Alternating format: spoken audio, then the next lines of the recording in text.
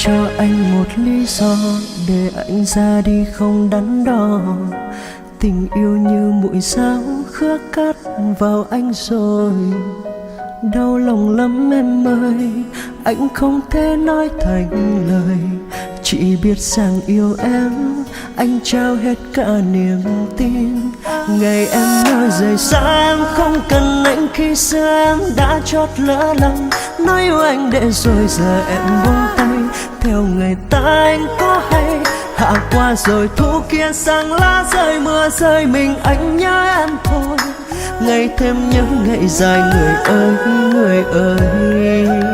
Giá như anh là người vô tâm, chẳng yêu ai đến phút cuối, thì anh đã không buồn đâu vì vụt mất em. Người ơi em biết không, nếu như anh là người vô tâm thì anh sẽ không cần bận tâm. Em cứ bước, em cứ đi, em cứ đến bên người ta. Nếu đã xem anh là một trò chơi thì ta chẳng còn gì để nói.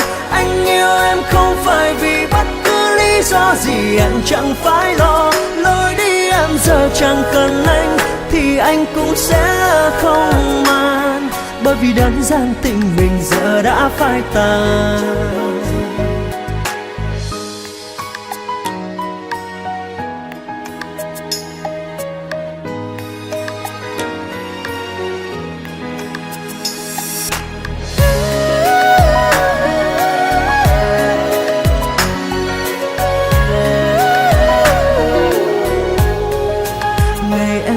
Rời xa em không cần anh, khi xưa em đã chót lỡ lòng.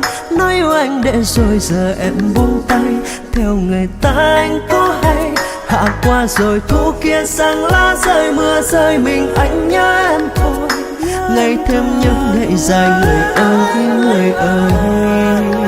Giá như anh là người vô tâm, chẳng yêu ai đến phút cuối, thì anh đã không buồn đâu vì vụt mất em. Người ơi em biết không, nếu như anh là người vô tâm thì anh sẽ không cần bận tâm.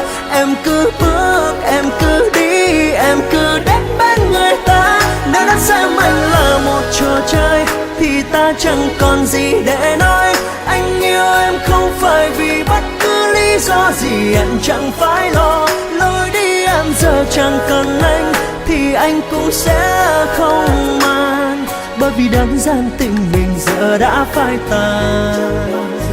Giá như anh là người vô tâm, chẳng yêu ai đến phút cuối, thì anh đã không bao giờ buồn đâu vì em.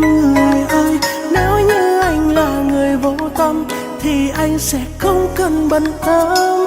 Em cứ bước, em cứ đi, em cứ đến bên người ta.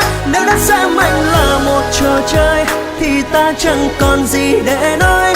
Anh yêu em không phải vì bất cứ lý do gì, em chẳng phải lo. Lối đi em giờ chẳng cần anh thì anh cũng sẽ không màng, bởi vì đơn giản tình mình giờ đã phai tàn.